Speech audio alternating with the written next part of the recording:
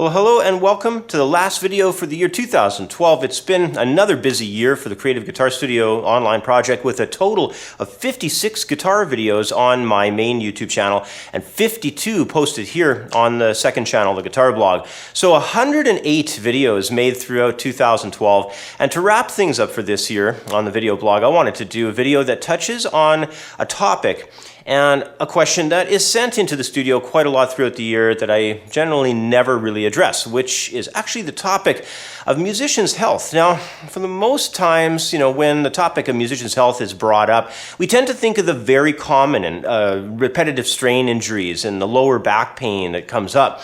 But in this video, I wanted to take a bigger picture view and try to cover this from a larger perspective because some musicians need to overcome a long-term injury that is usually really limiting them. However, other musicians might be suffering from a set of bad habits that really hold them back in a lot of situations, and they have an almost desperate need to discover how to overcome them. Yet other musicians out there would like to become a lot healthier, have better focus, and become generally more vibrant as a musician. So let's not waste any time and take a step into the first area, which is going to be long-time limiting injuries. A majority of practicing musicians may have a sore hand or a wrist or arm for a couple days, but it eventually clears itself up and goes away. Or perhaps they might have a nagging pain in a certain area of their back for a day or two, but it will generally in a couple of days clear itself up as well. And you're right back to feeling your old self again. But what happens if things don't clear up in a few days? Or even more so, what if you start to feel even worse over time?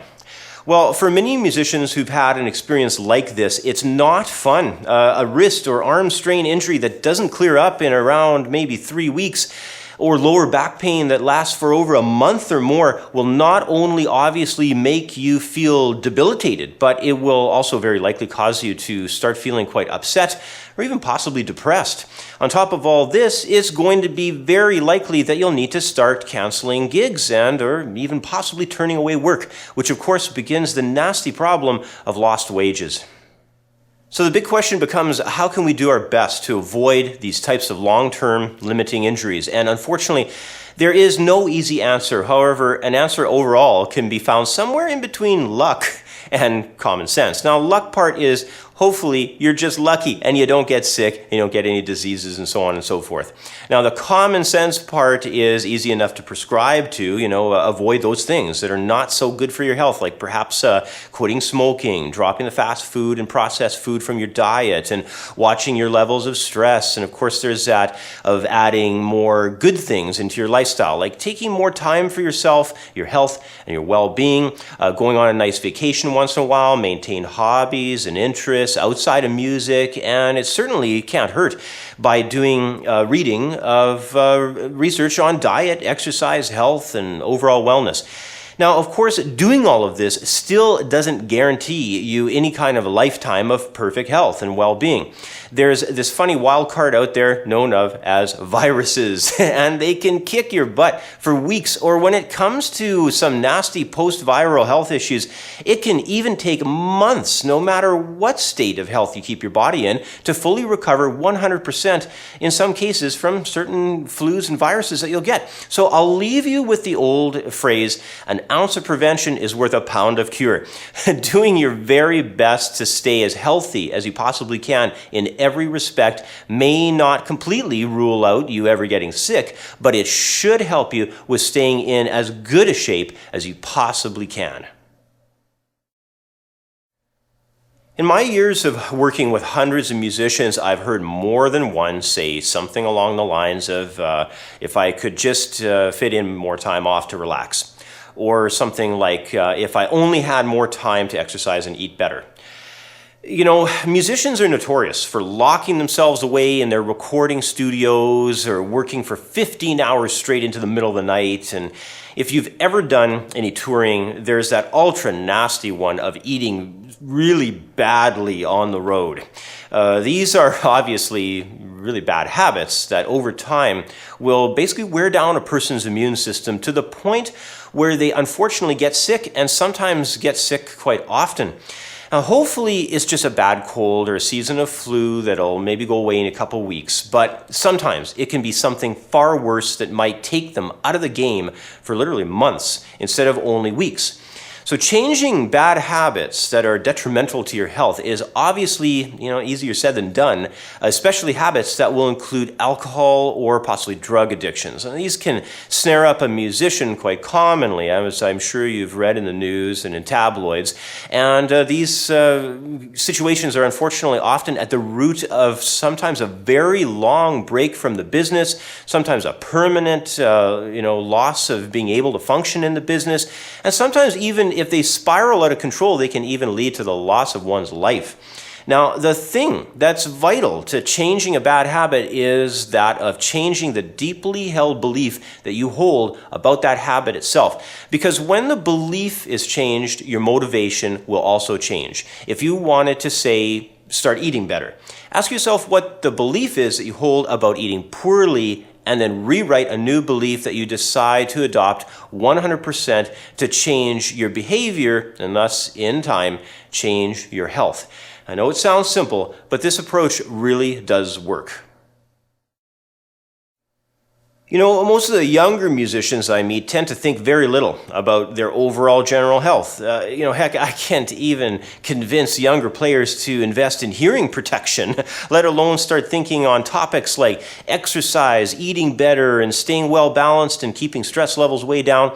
All said and done, however, the earlier on that a musician can start to place a priority upon what meals they eat, how they deal with stress, getting quality exercise, and maintaining a balanced lifestyle, will all directly impact how well they can keep their lifestyle together and general level of good health in order to be able to, write, record, play gigs, and work late into the evening as a musician. Now, if improvements are not made in the younger years, say perhaps the 20s and early 30s, they probably will come into play during a musician's late 30s and into their 40s.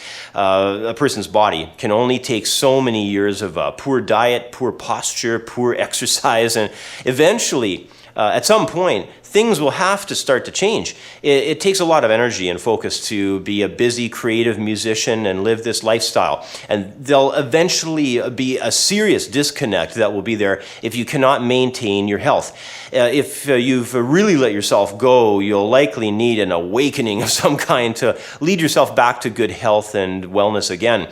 Because once you can fill your body with better food, get proper exercise, and stay well balanced, you'll start to notice a change for the better with your overall health and well-being. So in wrapping up, I just want to say this video's primary purpose is only meant to bring in a higher level of awareness and to help musicians to learn more about taking better care of themselves, the importance of that, and not just during good times, but also through any times of possible recovery if you are ill or if you do possibly get sick. Now, I'm not trying to sell any kind of a hope through any kind of a miracle cure or something of any sort, but rather what I'm trying to offer here is simply increased awareness. In order for musicians to start to reconsider some of their habits, some that might not be the best for overall long-term good health, it's important to take stock of how you're treating yourself right now. And playing an instrument can involve repeated hand, wrist, arm, elbow, and even back straining positions and movements. So pain and health issues that musicians experience could be rooted in multiple factors. It's very important to be aware of that. And these can include even an outside occupation or an outside hobby to do with music. It could be your weight. It could be the stress levels you're under. It could be even disease issues and possibly even previous injuries that you may have had in the past. So if you're experiencing any health concerns along the way, now or in the future, certainly don't exclude any possible treatments. That means different kinds of doctors, different kinds of medication, physical therapy, massage therapy, chiropractic care, or even your personal nutrition. So be well, take the best care of yourself that you possibly can, and all the best to you in the new year of 2013. So again, all the best, and I hope to see you next time. Bye for now.